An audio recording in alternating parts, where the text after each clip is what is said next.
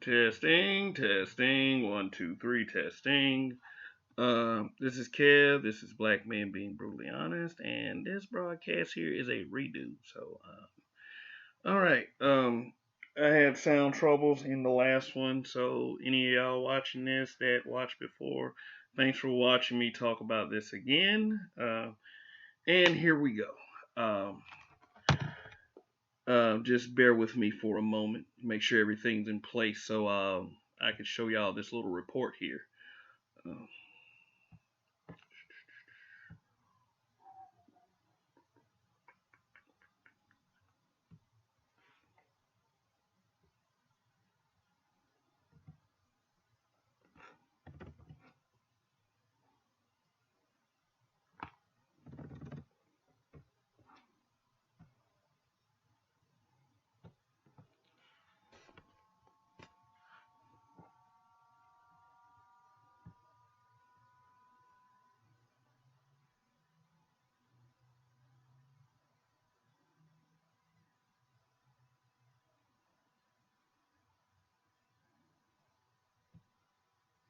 Okay, we're live. Hopefully, y'all can hear me this time. Please respond in the comments. Okay, can you hear me this time? Can you hear me? Okay. What's up, the Stoic One and Titan TV? Is the sound better this time? Okay, I guess it is. So let's try this again, cause I really want everyone to hear me this time. Anyway, all right. Let me go ahead and show y'all this report again for those of you that heard it before. Here it is again, and for those of you watching the first time, here it is. Let me see. Okay, let me.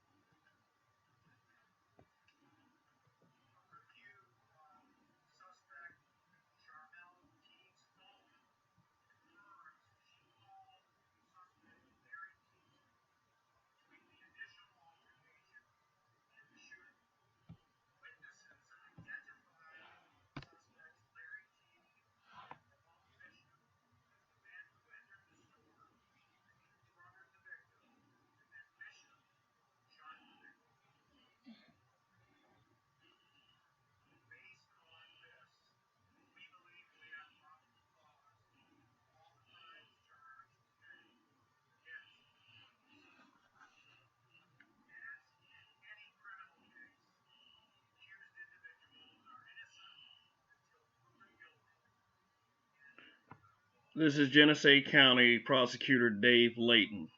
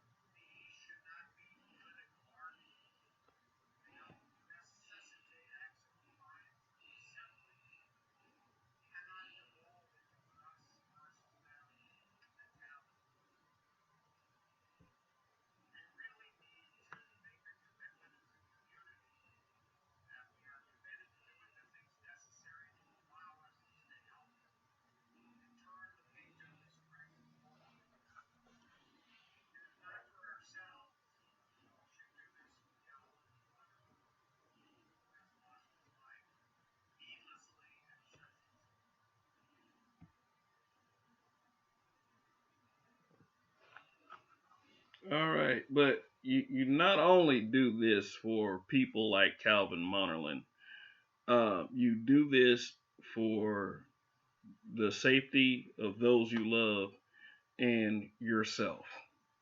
So let's go over some of the facts. All right, for those of you who don't already know this story, because these stories need to be talked about. Period. Whether it gives our community a negative look, whether it gives our community awareness, and for whatever reason. I mean, still, this is a senseless act that did not have to happen at all. Okay, so here are the facts. Calvin Monerlin.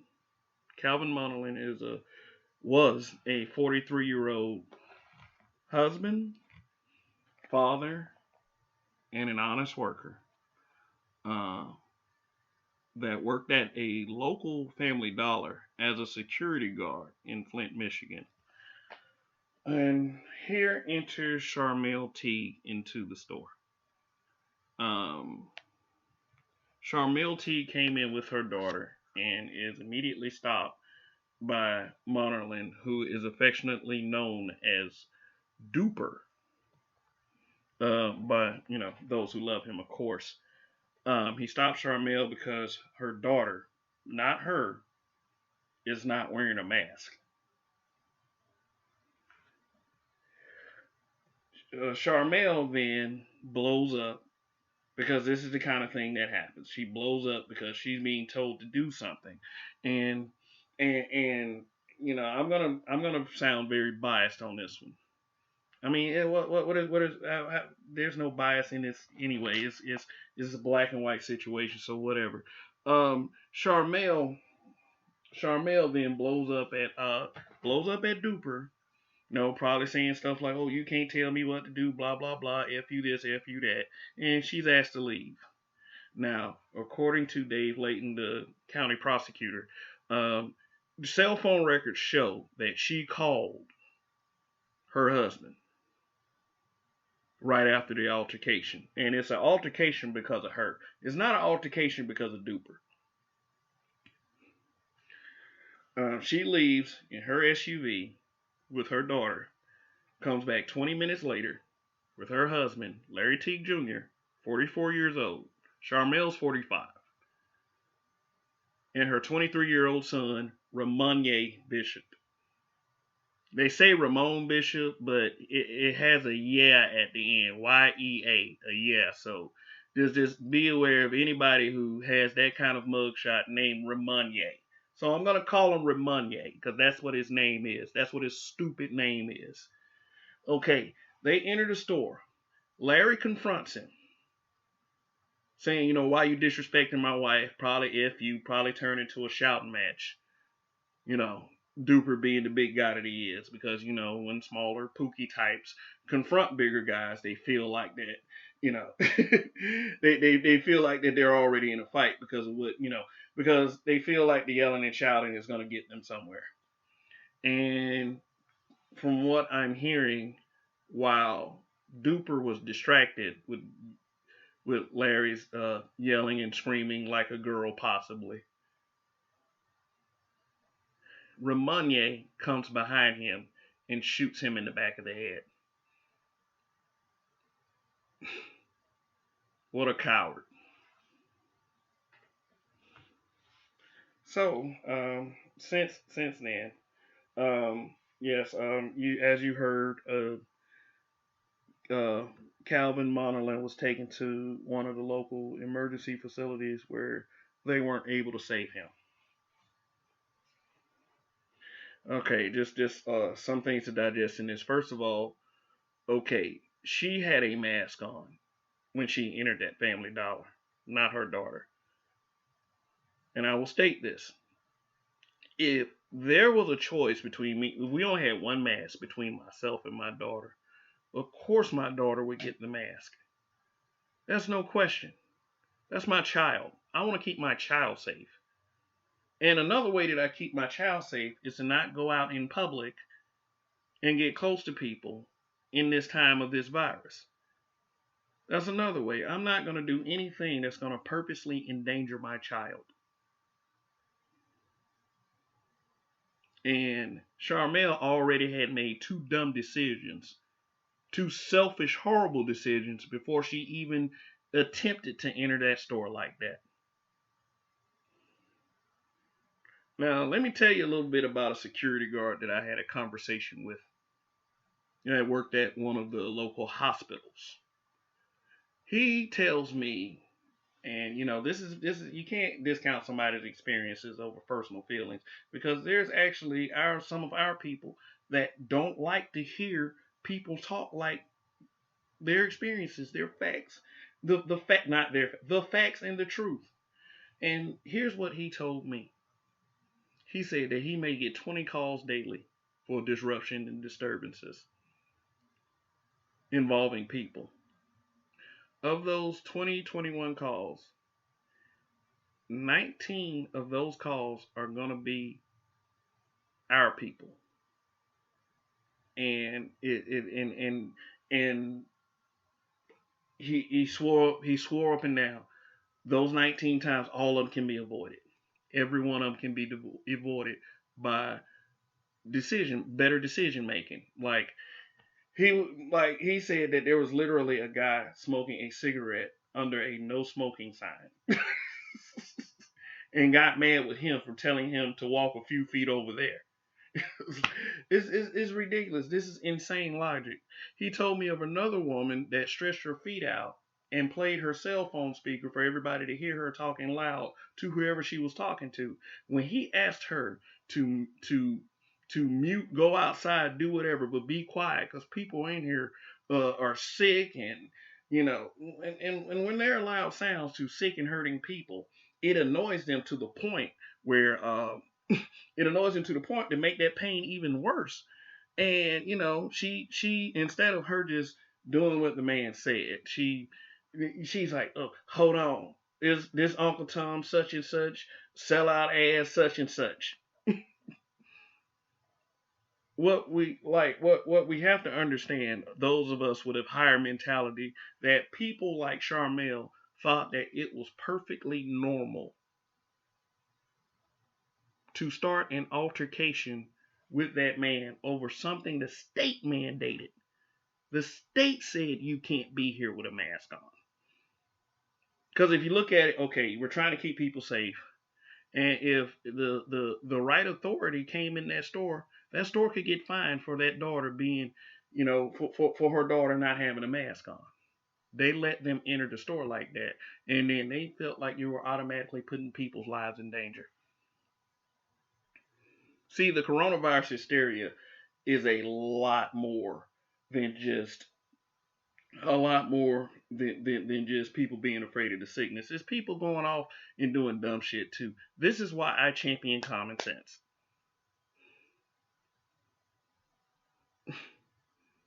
That man didn't have to die over that. And now her stupid ass is sitting in jail, and the two men, they're still at large. He was a coward for shooting that man in the back of the head. So yeah, I expect him to run, but they're not survivalists. So I totally and honestly understand that they're gonna probably be caught in the next couple of days. What are they gonna do? Hide in the woods and starve to death? They stupid.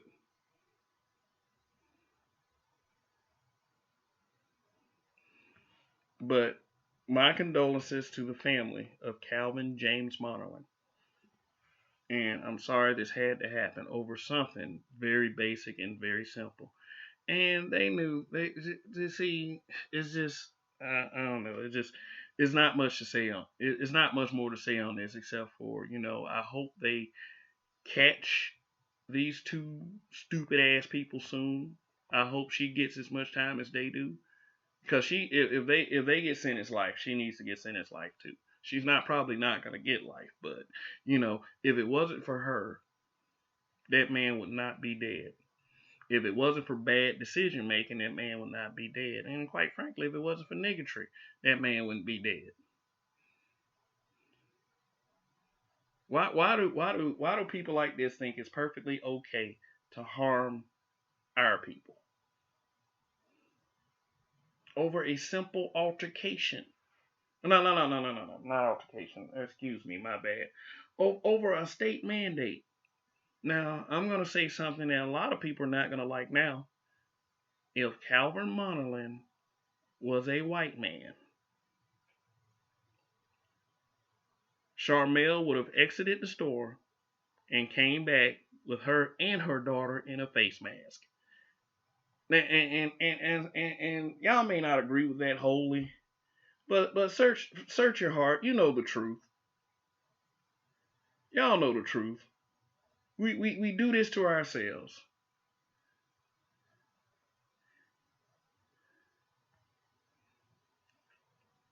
And like he's not a small guy. Like I said before, he's not a small guy. Like little small, scrawny ass, pookie type niggas will sit up there and pick fights, and then when they get swung on, they want to pull out weapons.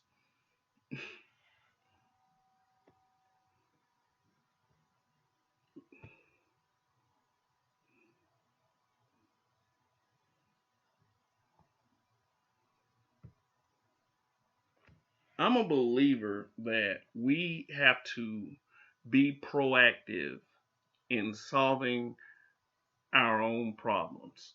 We are a people that look for, we look for everyone else to do it. We don't think that we have to put in effort. And one of those things that we can do is to exercise some common goddamn sense.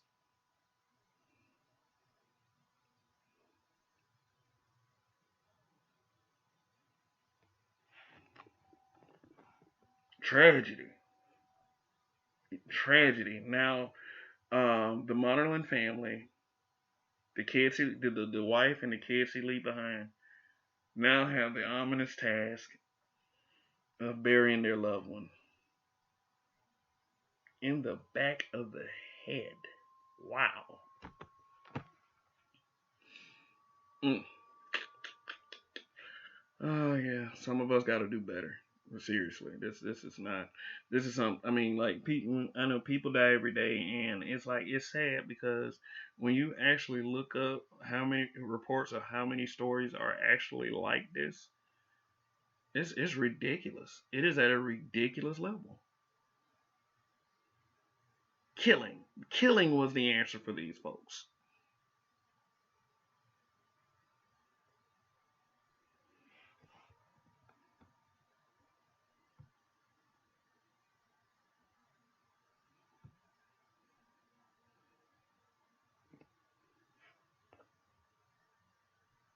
Mm. Peace to the chat. Peace to the chat. Just hug your loved ones. Hug your hug your husband. Hug your boyfriend. Hug your son. Hug your daughter because you don't know. None of us do.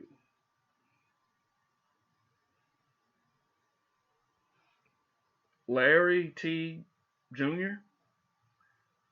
and Ramonier Bishop are still at large. Hopefully they'll be caught soon. Hopefully. Get these terrible pieces of shit off of the street so they won't harm anyone else. So no one else will have to senselessly lose their lives. All right. This is all I have to say about this. I promise you guys, if the two men are arrested and brought to justice, um, I will report it here. So thank you everyone for tuning in, and thank you for your continued support. And again, my condolences to the family of Cal and friends of Calvin Monahan. All right.